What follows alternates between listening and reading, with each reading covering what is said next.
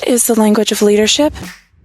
It is the skills, traits, lessons learned, communications, and inspirations of leaders. The Language of Leadership podcast will help you develop the successful tools renowned leaders have discovered and have used effectively, sharing with you how to be the leader you desire to be and the leader your team will desire to follow.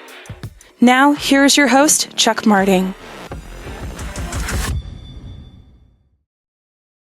Hello and welcome to this week's episode of The Language of Leadership. I'm your host, Chuck Marting.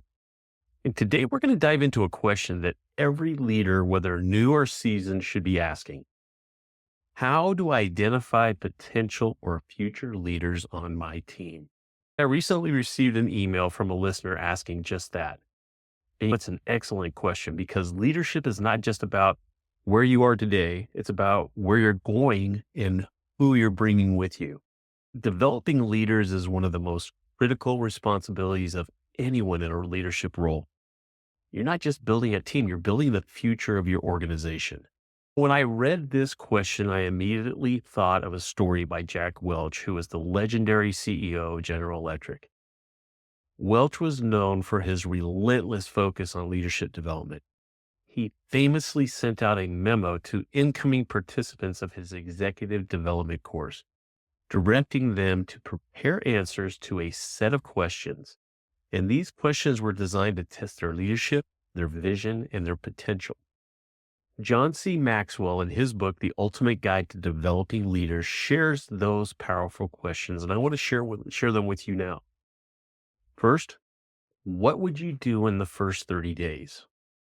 Next, do you have a current vision of what needs to be done? And if not, how would you develop one? Next, present your best shot at this vision. How would you go about selling this vision?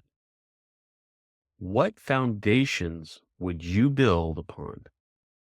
And last, what current practices would you eliminate?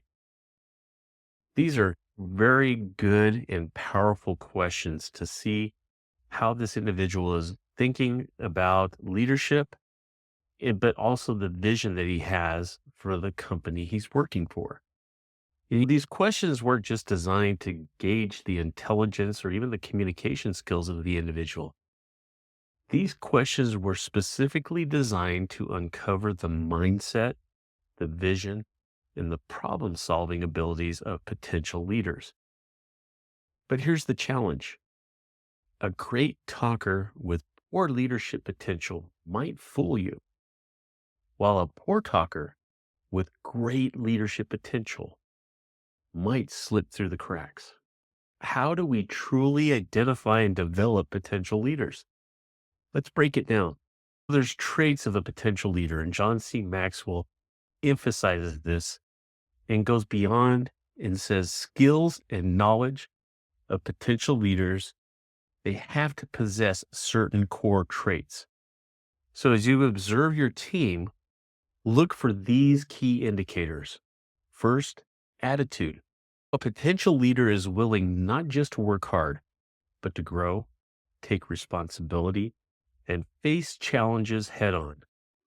They don't make excuses, they look for solutions. They see setbacks as learning experiences rather than failures. Number two, character. Leadership is not about titles or authority, it's about trust.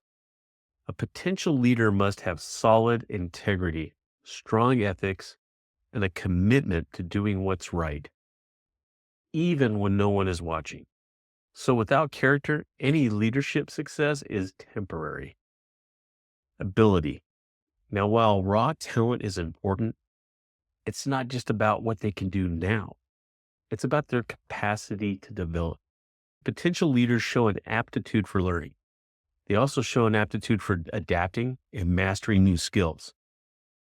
Next, track record. A person's past performance is a very strong predictor of future leadership capability. Do they follow through on commitments? Do they take initiative? Have they demonstrated responsibility in their current role? And then there's mindset of improvement. Great leaders are lifelong learners. They're not content with staying where they are. They're going to seek out feedback, they're going to embrace challenges, and they're consistently looking for ways to grow personally and also professionally. But there's action steps that need to be identified with potential leaders. You have to be able to recognize leadership potential is not a passive process. It's going to require intentional action. Let's look at some steps that you can approach and that you can take in identifying this. So first, you need to spend time with your team. You can't assess a leadership potential from a distance. You have to get to know your team members on a deeper level. You have to observe how they work, how they interact with others, and how they respond to challenges. Familiarize yourself with your personalities of these leaders, their strengths, their weaknesses, and also their work habits. You have to evaluate each team member. And you got to create a structured evaluation process. You have to score each individual in a key leadership trait. So what are those traits? First, attitude. Are they proactive? Do they handle adversity well? Next, character. Are they honest? Do they take responsibility for their actions? Ability. Do they have the skills or show the ability to develop them? Productivity. Do they consistently perform well in their role? An improvement mindset. Are they eager to grow, eager to learn, and eager to adapt? You need to take the scores from each one of these categories, one for their current ability and one for their potential growth. This is going to help give you a clearer picture of who is not only performing well, but also the ability and the capacity to lead in the future. Then you need to identify the standout candidates from this. And this is going to be completed once you do this evaluation, but you have to ask yourself, who stands out? Who consistently scores higher in key leadership traits? And who demonstrates the greatest potential for development? Remember, leadership is not about popularity. It's about capability, trust, and growth potential. If you're not sure, you need to seek a second opinion. And you do this before making any decisions. You need to consult with a trusted leader. That person, they might see potential in someone that you've overlooked or confirm your instincts about a particular candidate. Leadership development should be a collective effort, not a solo mission. And you have to begin that development process. Once you've identified potential leaders, your next step is to invest in their growth. This means mentoring, equipping them with necessary skills, and giving them opportunities to lead small projects. But then gradually, you're expanding their responsibilities. Leadership is developed through experience, not just instruction. But there's a cost of ignoring leadership development. And here's the hard truth. Organizations that fail to develop their leaders from within often face stagnation, high turnover, and a lack of direction.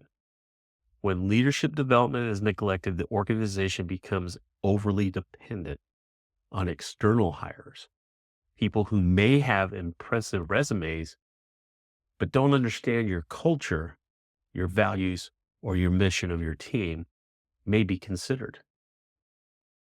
But on the other hand, investing in leadership development creates a culture of growth. It's going to develop a culture of engagement and long-term success. It's going to help build a strong foundation where team members are motivated to step up, take responsibility, and even drive the organization forward. Now, as always, when we come to these episodes, I like having a call of action for you. Leadership identification and development isn't just a strategy. It's a responsibility, like we've said. As a leader, your legacy just is in work you do, but in the leaders you help shape today. So I want to challenge you to take action. First, Start by evaluating your team. Who has potential that you may have overlooked? Number 2, commit to spending time with them. Help develop a structured plan for their growth.